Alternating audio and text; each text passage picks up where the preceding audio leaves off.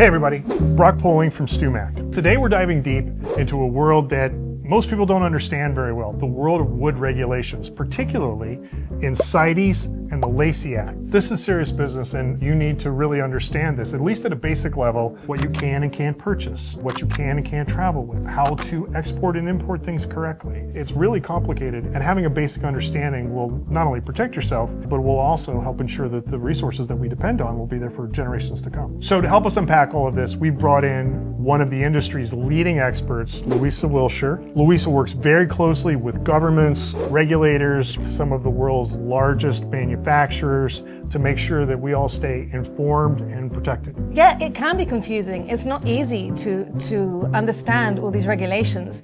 And there's so much information out there, particularly on the internet, that's either incorrect or outdated.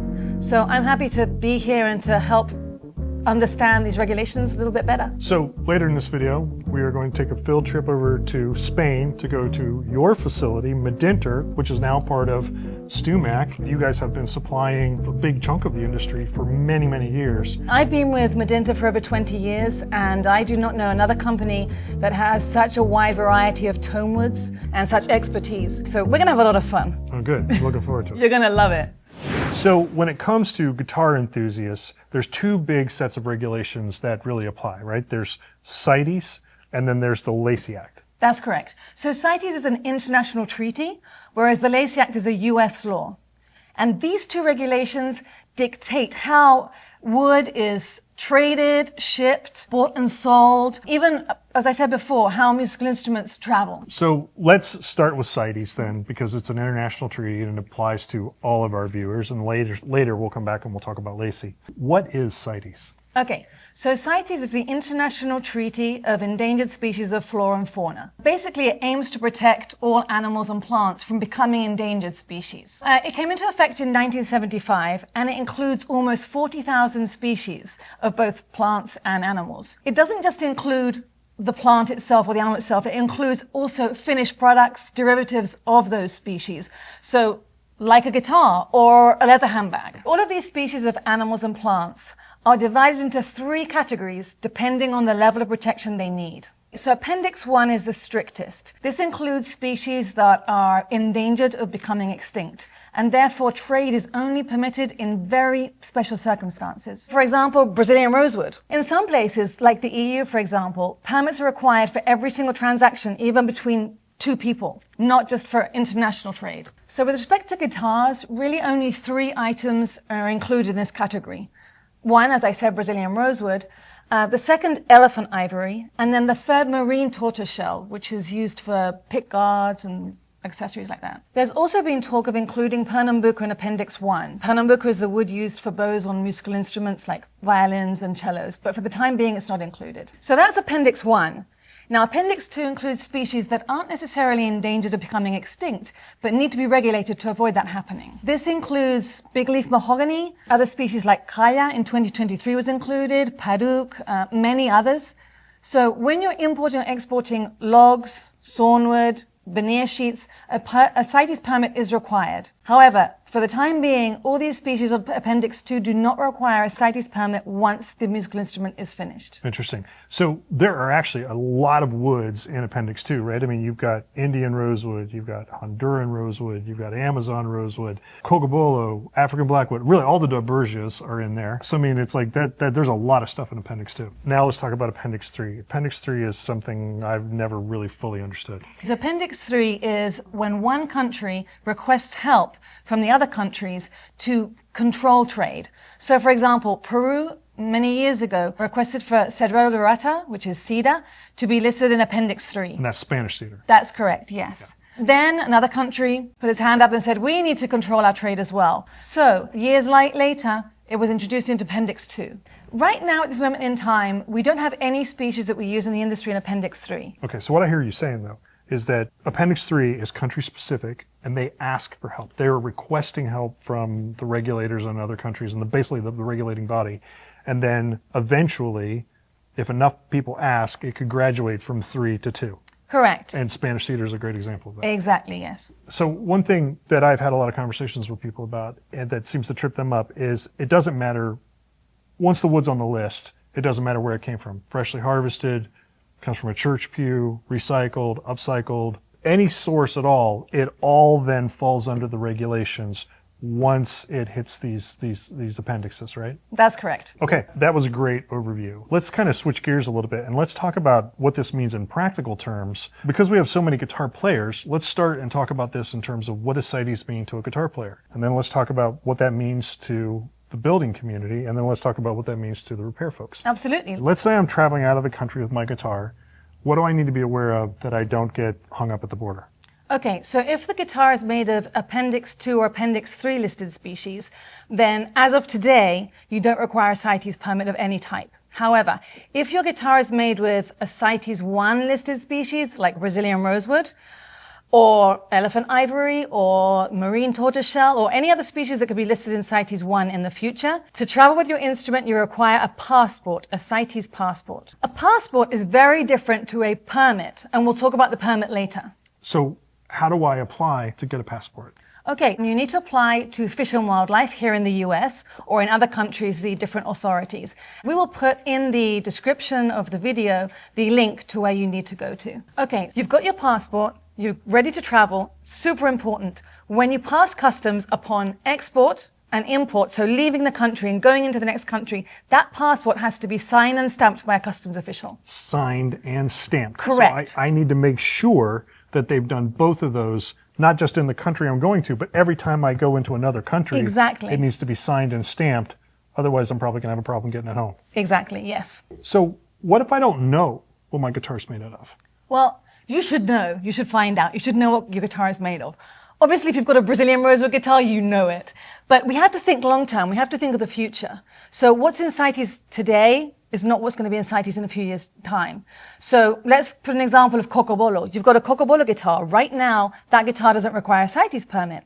But what if Cocobolo goes uplisted into Appendix 1 in next 3 years? You're now going to need a passport for that guitar to travel with it. Right. So for the big brand, like guitars, Martins, Taylors, Fenders, what have you, that they all keep very good records. But on some of the smaller built guitars, those records might not be quite as tight as they would be for the bigger brands. So how would I then explain to a customs agent, one is this is what I have, and two is this is when this guitar was built? I mean, it's not like he has a serial number he can go check in a database. Right. I mean, often guitar builders do put the date on their labels. That's one thing to help. So you can prove that it's what's called pre-convention, which means that, hey, when this guitar was built, let's go back to the example of Cocobolo. Cocobolo was not in CITES 1, so I didn't need a permit.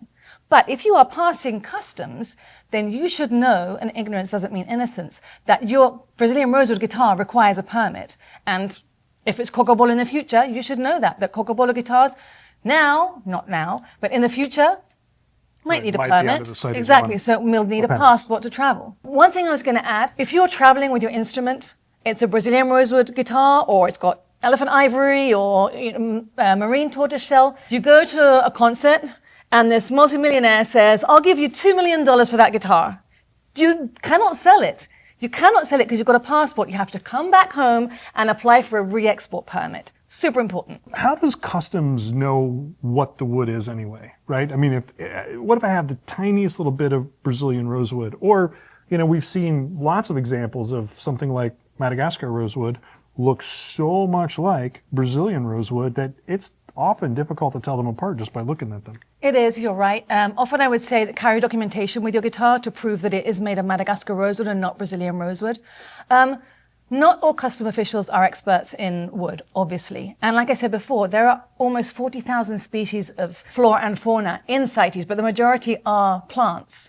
So they're not going to always know exactly, which species it is, but they can hold the instrument until they can find the expert to come and testify, this is not a Brazilian rosewood guitar, or it is a Brazilian rosewood guitar. Mm-hmm. But if I've got this little piece of inlay, that's enough to make, now I need the passport. If you have a bit of sawdust, Brock, a bit of sawdust, if it's CITES 1, it's CITES 1. It doesn't matter how much it is.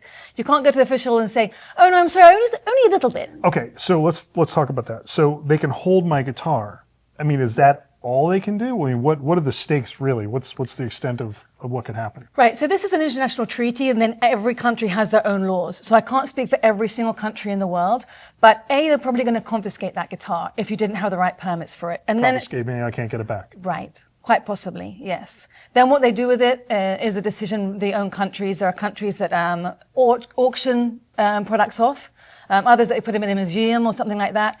And then you can also face a fine. And again, that depends on each country has a different law on how much when it's contraband. If it's over a value of 2,000 euros, for example, then it can be a serious fine. Could it be more than that? I mean, is there like jail time and other stuff involved in this? Okay. You can go to jail for contraband. Yeah. Let's change direction a little bit. So let's say that I have a guitar that I want to sell, and it is made with CITES listed woods. What do I need to do that? So you're here in the US and you want to sell that guitar to someone here in the US. No permit is required. Even if it's a Brazilian rosewood guitar, it doesn't require a permit. However, guitars never end up in the trash. So that guitar is going to be sold and sold and sold, and then maybe one day the fourth owner wants to export that guitar, sell it, or travel with it. So you need to make sure that you're carrying through a chain of custody.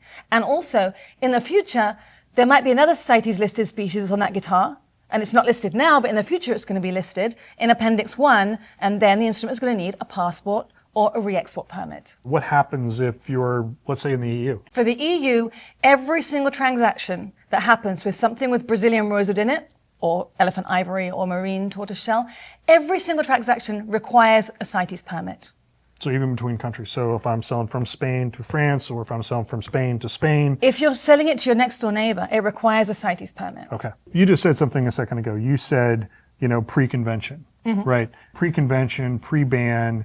That essentially means that if the wood was used to build the guitar, was in our case, my case, the United States, before it was banned, then it would be okay and it would be eligible for this passport. And I take it that date for Brazilian rosewood was in 1992.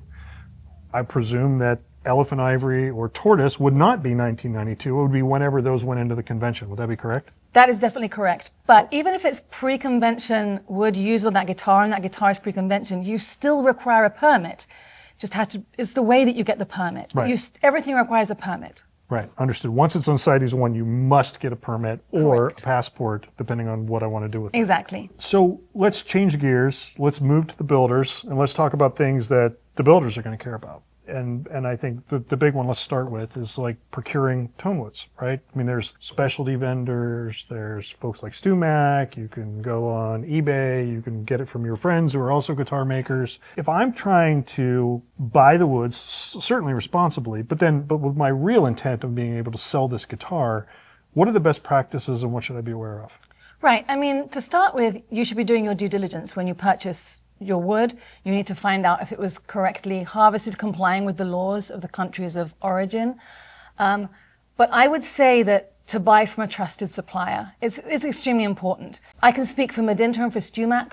All of the wood that we sell to our customers, offer to our customers, has been correctly harvested, complying with the laws of the countries of origin, as well as being responsibly sourced. And so I think that if you have a trusted vendor that you can just go to and say, hey, I know that wood that I'm buying from that supplier is going to be legal. It's Right. going to be legal because I'm buying it from that company who really does care about complying with the laws, and their reputation is extremely important. Because as you said, we as suppliers sell to the largest manufacturers. We do not want to be found that we've got just the tiniest illegality in our business, because those vendors that we use must comply with the law, so that we can comply with the law and make sure that our customers are complying. Right. And I know we do help our customers with that. Like I've handled some of these questions from customers, and essentially our customer service team can help them get the information they need to file for their permits or passports or whatever it is that they're after. So let's say that I've got wood that I procured from somebody and they don't have the paperwork. Where does the liability fall? Does it fall on the vendor for selling wood that they didn't have paperwork on? Does it fall on me because now it's in my possession? So if the wood is not legal, everyone in that chain is liable. Imagine if you bought a car thinking it was legal and then you found out that it was a stolen car. You're in trouble, and so is the person who sold it to you. But you're going to be with the one that gets the car confiscated and loses the car, and you've already paid for it. So you have to make sure that the chain of custody is really taken back to the origin. And like I say, by buying from trustful vendors. So in the U.S., like I can tell you within the builder community, there's this belief that it says that if the wood is in the U.S. and I buy it in the U.S. and I sell it in the U.S., everything's cool. The problem only happens when it leaves the country. No, because if it's illegal, it's illegal. Doesn't matter. It's one thing that you don't need a CITES permit to sell a Brazilian rosewood guitar within the US. But if it's illegal wood, it's illegal wood. What you're saying is there is no paperwork, the wood is illegal. Whether the wood is legal, isn't legal, with no paperwork, at least from the eyes of the law, the wood is illegal. Right. It's extremely hard to prove how old wood is. You've got this stash of Brazilian rosewood there. In some way, you have to prove to the authorities that that is pre-1992, pre when the wood was listed in CITES. The wood was cut in the United States before 1992. It could have been cut and been in another country. Okay. Okay, so it could have been cut in Mexico and be sitting in Mexico, but you have to prove that it was not cut down, that tree, after it was in CITES Appendix 1. I see. And if it's on a musical instrument, it's a lot easier to prove a date of a musical instrument. Right. Or a piece of furniture. It's much easier for someone, an expert, to testify that that piece of furniture was made in the 1950s. However, a piece of wood is extremely hard to prove when it was cut. So let's take that as an example. I know a couple of builders who recently, I think, went to New York to buy a bedroom set, which was made out of Brazilian rosewood, which was made in the late 1800s. They bought it with the sole intent of buying it to cut it up and to make it into guitar sets. And the person they bought it from knew that this was their intent as well. Since they've already done that, and that wood has now been cut up, they can't get this wood authorized anymore. But they may have been able to if they would have left it in the furniture, and somebody could have verified the furniture was late 1800s before they cut it up. You have got it exactly right. Yes, Okay. That is the way it is. And I was on the hunt for buying a coffee table that was made, I think, in the 1950s. It was a mid-century modern that had 8-inch planks of Brazilian rosewood. I didn't get it, but that would have been the same situation. If I could have got that table, had someone verify it, then I could have got essentially the CITES paperwork on that as well. Correct, yes. All right, so let's talk about that. Let's pivot on that a little bit. A number of years ago, a person contacted me and said, hey, someone in our family was a luthier. He died in the late 1970s, and he's got a whole workshop full of stuff. Do you want to come take a look at what he's got and see if you want any of this stuff? And I did. And lo and behold, he's got stacks of Brazilian rosewood. So if he died in the 70s, clearly that is pre-ban, pre-convention. How would I have ever proved that that wood was legal? Right. It's very, very difficult to prove, like I said, when it's in wood form. If it was in a piece of furniture, then it's way easier to testify. Examples of how you could prove that wood is pre-convention: a photograph of the late grandfather next to his stash of Brazilian rosewood. And then you have to prove that those are these exact same logs all these years later. So it's extremely difficult to prove. Yeah, that's not really hard. And I haven't seen any cases of Brazilian rosewood being legalized in log form. So the wood, well, again, back to what we were just talking about a minute ago, the wood, while it is technically legal from the eyes of the law, it is not, because I just don't have the proof to get the paperwork. Right. What I recommend is when a species is listed in CITES, to put your hand up to the authorities and say, hey, give the example of cocobolo again. Cocobolo goes into CITES in 2027. Put your hand up and go, hey, authorities. Well, let's talk about that, because that's a great point. So I buy wood all the time, and I would say that I do not keep great records about when I buy a piece of wood, I generally write down the date I get the wood, where I got the wood from, and I can tell the species, but I generally write the species on it as well. But what I don't do very well is I don't save my receipts. I don't track, I don't have like a whole log of all of this stuff. So what I'm hearing from you is that not only do I need to start paying attention to this, but I need to keep extremely good records of which piece of wood goes with which invoice. So when the time comes, when things get uplisted on the appendixes, that I can go back to the authorities and say, look, here's when I bought this exact piece of wood. Please give me my CITES paperwork. Right, and if you'd bought it from a trusted vendor, you can go back to that trusted vendor and say, hey, I've lost my invoice, but can you give me the invoice that when I bought that Brazilian rosewood from you a couple of years ago? And StewMac or Madinter can say, yeah, sure. Here's a copy of your invoice that you bought the wood from us 10 years ago. You can't do that with some guy that you bought on eBay and you don't even know the company who bought it from. Yeah, there's a lot of that, and there's a lot of buy, sell, and trade within the builder community. Somebody will reach out to me and say, hey, do you have a set of this? I'm looking for this. And I said, yeah, I got 4 or 5 sets. Let me send you some pictures. And they said, oh, can I get that one? I said, yeah. And they're like, well, I don't really have any money to pay you. Can I give you wood? Sure. What do you have? You know, and like, here's some, quilted sapele or whatever. Sure, here you go. We'll do a trade. Right. So if sapele goes into CITES. Exactly. No, I don't have any paperwork. Exactly. However, if you do raise your hand, like I was saying before, and say to the CITES authorities, I heard that sapele is going into CITES. In 3 months, in 90 days, I'm going to have CITES permits for that sapele. But if you put your hand up, you're kind of proving it already that your sapele is pre-convention. Okay, so if you keep your ear to the ground and you know this is going to happen, right, then you essentially can get the paperwork, even though I can't show a lot of the where I got it from or whatever. All I can show you is I had this wood before it went into the appendix. Exactly. And by the way, I'm not saying that sapele is going in. There's rumors, but there's rumors about lots of things. I just want to clarify, Cocobolo is not in CITES Appendix 1 yet, and sapele isn't in CITES at all yet. Okay, so now as a builder, I've got my legal wood, and I've built my guitar, and now I have a buyer in another country that wants to buy the guitar. So obviously I've got my import paperwork. What do I need to do to be able to sell this guitar to my buyer in the other country? Okay, is it made with Brazilian rosewood or not Brazilian rosewood? Let's say yes. Okay, Brazilian rosewood. Then you need to apply for your export permit. It's called a re-export permit to Fish and Wildlife. And once you've got that re-export permit, you need for your customer in whatever country it is to find out if they require an import permit. Some countries require an import permit for CITES Appendix 1, and some countries actually need it for Appendix 2 and 3 as well. Okay. In the case of Brazilian rosewood, it's very probable that that country, like Canada, requires an import permit for CITES Appendix 1.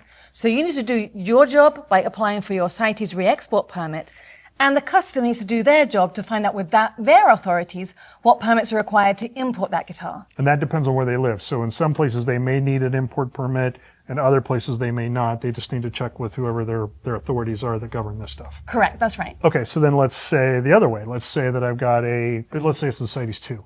What happens in that situation? So it sounds like, based on what you said before, I don't need an export permit to send that out. Is that correct? That is correct at the moment. The species that we have listed in Appendix 2 and 3 at the moment do not require a CITES permit for a finished product like a guitar. But I recommend that when you sell your guitar, you put on your invoice the species of every single part of the guitar. And also if it has a CITES permit number associated to it, like Madagascar rosewood, put that number on there. And then if and when that species becomes in CITES Appendix 1 and requires now a permit for that guitar, then you're already set. Log at import. Yes, exactly. You're already set, and you have your invoice that proves everything was legally harvested.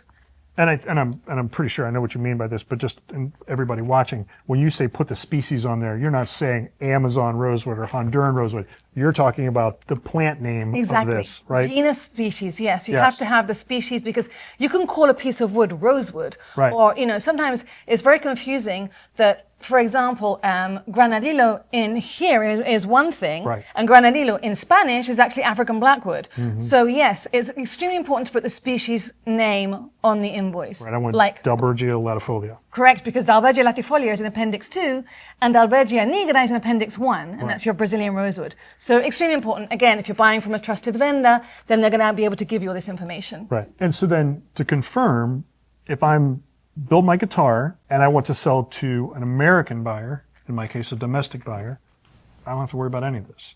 Correct. That's very correct. But I would like to also add that when you're talking about the future of what's going to happen in the future, there's another question that people often ask me, and that is, I'm a U.S. citizen and I'm living here in the U.S. and I'm actually going to move to Canada next year. And I've got all this wood.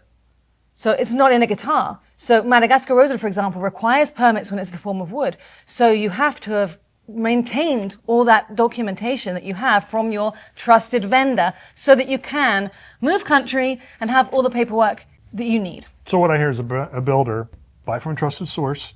I know the wood is legal. And 2, keep good paperwork so when it comes time to move from the United States to Canada or wherever I'm moving, that I can get the export permits I need to take the wood with me. Correct. So let's shift gears again and let's talk about the world of repairs and restorations. A guitar comes into my shop and I need to change the fingerboard. And let's say it's a pre-convention, pre-band guitar that has a Brazilian rosewood fingerboard on it.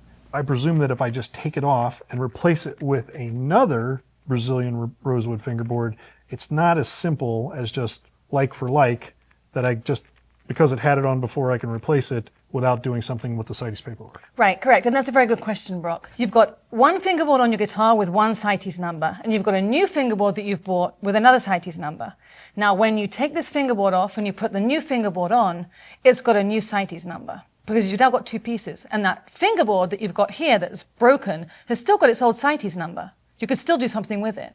Now, the most complicated part now is that maybe you've got a head plate and bridge and backs and sides with the first CITES number. So now you've got two CITES numbers for one guitar. So then let's say that I want to travel with that guitar and I have a passport currently for the guitar. What I suspect you're going to tell me is I need to reapply for a passport again. Correct. Okay. The same would be true if I want to export the guitar to a new buyer. I would have to get another permit to do that.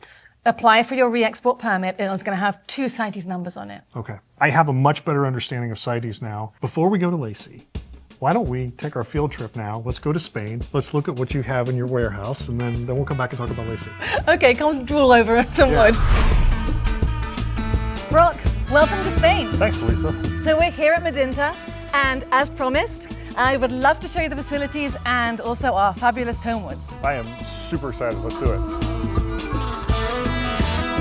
So, seeing as we've been talking about CITES 1 so much and the Brazilian rosewood, the first thing I'm going to show you is some of the stock we've got left of Brazilian rosewood. Wow, that's fantastic. Yeah. Really nice straight grain. I mean, to get like sides with, and there's all the spider webbing I can see. And you only want 17 euros for it. I'll give you 17 euros. You're missing for a this. few zeros on there. An example of a set of backs and sides that we cut from some of this wood. Okay. The great thing about this Brazilian rosewood is that it can come back to Europe. So guitar makers can make the guitars in the USA and sell them to Europe. So that makes this wood very special because Yes. because unlike like if I bought a set of legal Brazilian in the US, if it had not been in Europe, I can't re-export it back to Europe, even though the wood's legal. Correct, because of the European law, which is Right. stricter than the CITES convention. Tell me the story. How'd you guys get this wood? One of the previous owners of Madinter, his name is Miguel. His father actually had a furniture company, and he heard about this Brazilian rosewood that was very valuable and knew that guitars were made of Brazilian rosewood. So he started investing in all this Brazilian rosewood. And that's where he set up, together with Vidal, Madinter. And my husband and I were part of the company. That's a lot of foresight. I mean, that was somebody that really was paying attention to where the future was going. And you that, know? in my opinion, is being one of the secrets of our business. This treasure is coming to its end, but we Right. have Madagascar rosewood. Right, there's others. Exactly, Right. another species that if I was a guitar maker, I'd invest in. You know, I'm so glad you brought that up because I've been meaning to ask you a question. As builders, right, it's harder and harder to get good Tonewoods every year, and the quality goes down and down every year. Yeah. But as an industry insider, what woods would you suggest that we invest in?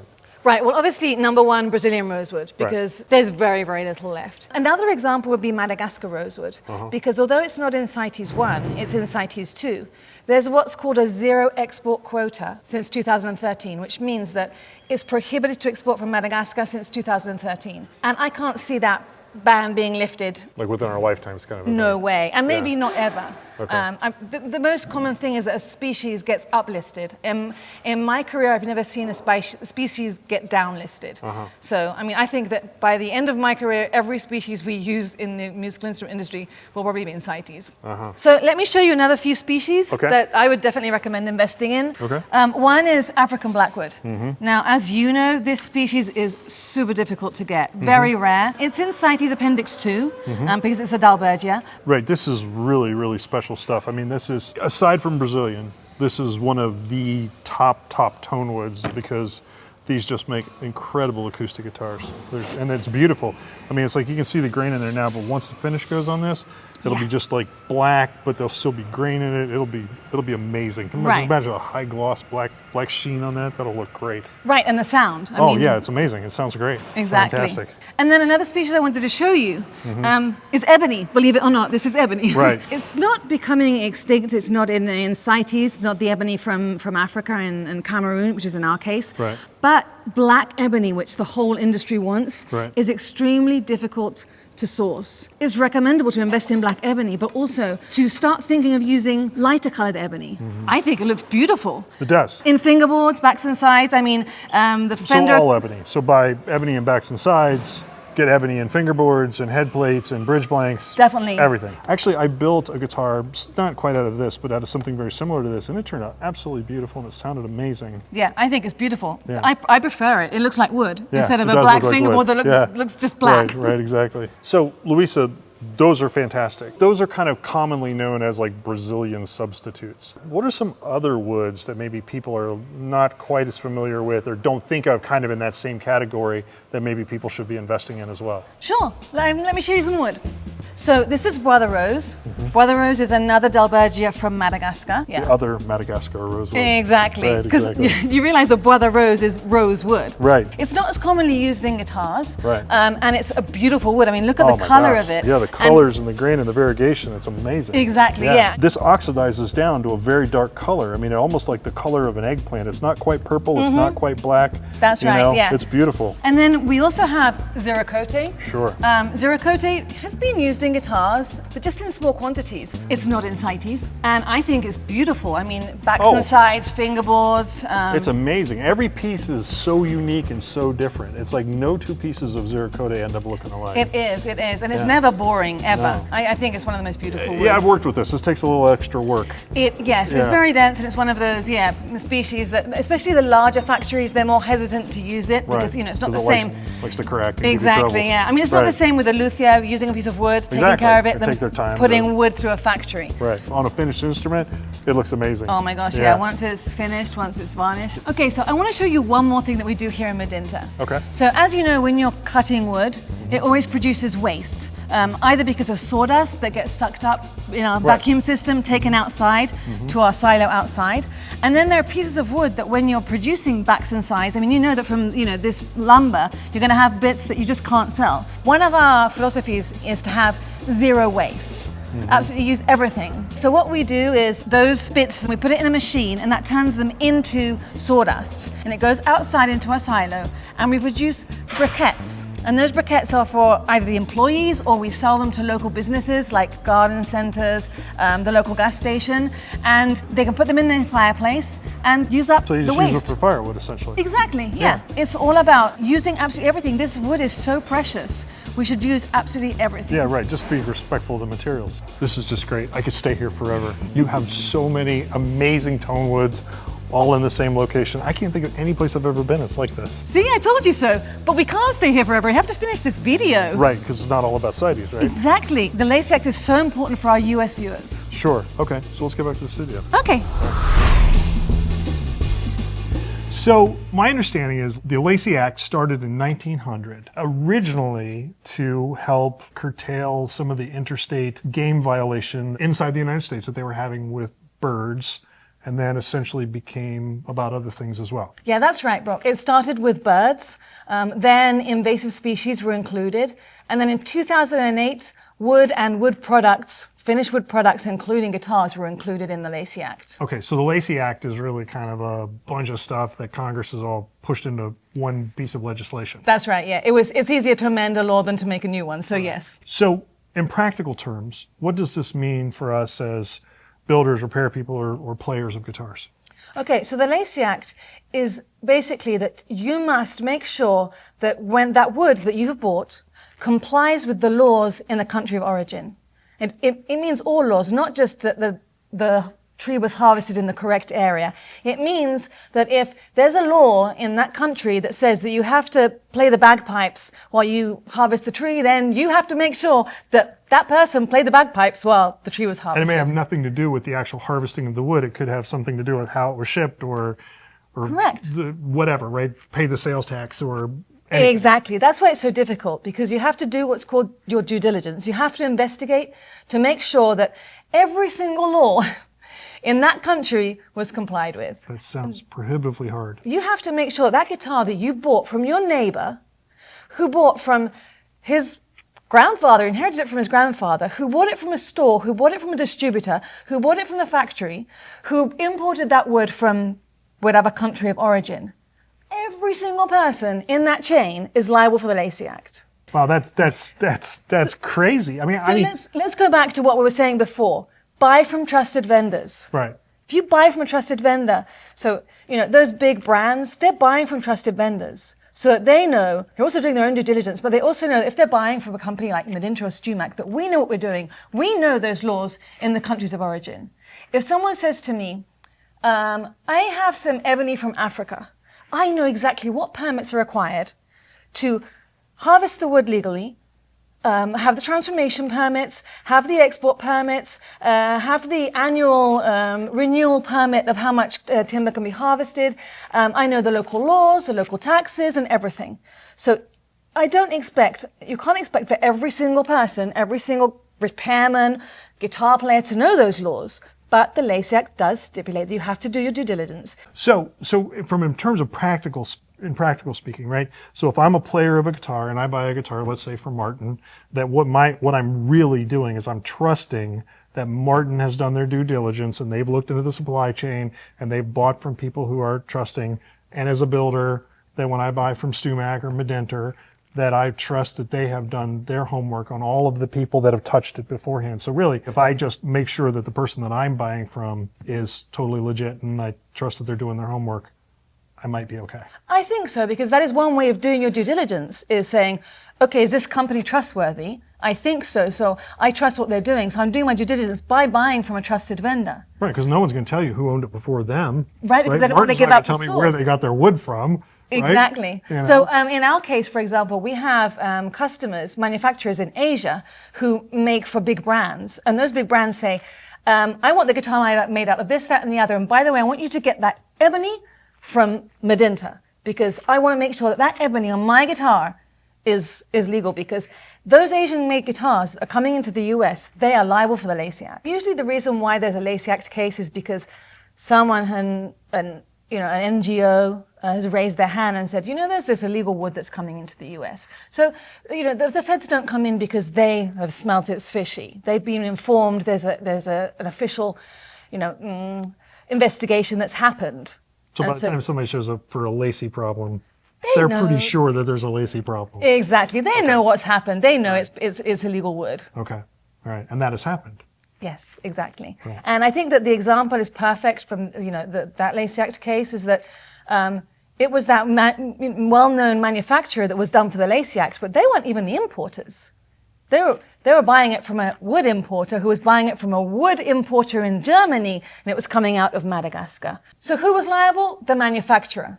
Right. And while it all ended up working out fine, that it was a huge problem and a huge mess, and I'm sure they probably paid a big fine as a Right. result of all this to basically make the problem go away. Exactly, yes. And not only that, it was bad for our industry. It wasn't a good thing for our industry for people to think that, there's illegal wood on musical instruments. There's a really interesting documentary, talks about the case, the Lacey Act case that happened in our industry. The name is Madagascar, Lemurs and Spies. It's narrated by David Attenborough. It's extremely interesting, and it helps us understand more about the Lacey Act and how we're all liable. Great. And we can put the link for that in the description as well. Yeah, let's do that. Not to make what's hard harder, but the second major defining characteristic of Lacey, we're essentially talking about all forms of lumber, correct? I mean, all lumber falls under the Lacey Act. All wood and wood products, products made of wood like guitars. So we're talking about what? There's 800-ish species of ebony in the world. We're talking about domestic woods that are cut in the United States being sold in the United States. So walnut, maple, koa, all of these woods, all part of Lacey, doesn't have anything to do with import or export. Correct. Everything is included. Yeah, and I think that we have to keep in mind that the Lacey Act is the US law, so it's for the United States. We have other laws around the world that are very similar. We've got one in Japan, we've got one in Australia, we have one in the UK, we have one in the EU, which is the European Union Deforestation Regulation, which is extremely complex. So we have it harder than you guys in the EU. Right. So even though we're talking about Lacey, wherever it is that the viewers are from, they are likely to have something equivalent in their own countries, if not more restrictive. Definitely. I gotta tell you, this makes my head hurt. As a small builder, how do you navigate through this? I mean, I think one, to make sure that, we're compliant and we're doing everything within the law that we're supposed to do. But two is to make sure that, that we're preserving the resources to make sure that we have these woods and other woods, for the future. Right. So I would say one, forgive me for insisting, buy from a trusted supplier. Buy from a trusted supplier that knows what they're doing, is going to do things correctly, comply with all the laws, and you're free to go. Number two, invest in species that you like, that you think maybe in the future that they're more difficult to find or they're more expensive. I mean, wood is never going to be cheaper than it is today, ever. Right. So buy your Cocobolo now. Yes, and Brazilian rosewood, and Madagascar rosewood, and yes. And all of the others. Yes, Exactly. Right. And then three, I would say that investigate with other species that are already used in our industry. We're not inventing something new, but just not as commonly used. Those are the three things that I would say for today. Right, and something else that I've picked up from our conversation today is it sounds like you really, really, really need to keep good records. Documentation, yes. Yeah. Okay, so big thank you to Luisa for coming in and being our expert and helping us navigate the super complex world of tonewood regulations. Maybe this has given you some new understandings of what the regulations are and maybe some new thoughts about how to approach building going forward. The other thing we probably should say, neither I nor Luisa are lawyers. This is very complicated. So if you have specific questions about your wood or importing things or exporting things, you should probably talk to somebody, a lawyer, who can help you with your specific situation. If you have more questions, drop them in the comments and we'll do our very best to answer them. We'll get Luisa to help us out, try to get you some good, credible answers to your questions. So Luisa, thank you again. Safe travels back to Spain. For all you watching, thanks for hanging out with us and we'll catch you next time. Thank you, my pleasure. Thank you for inviting me.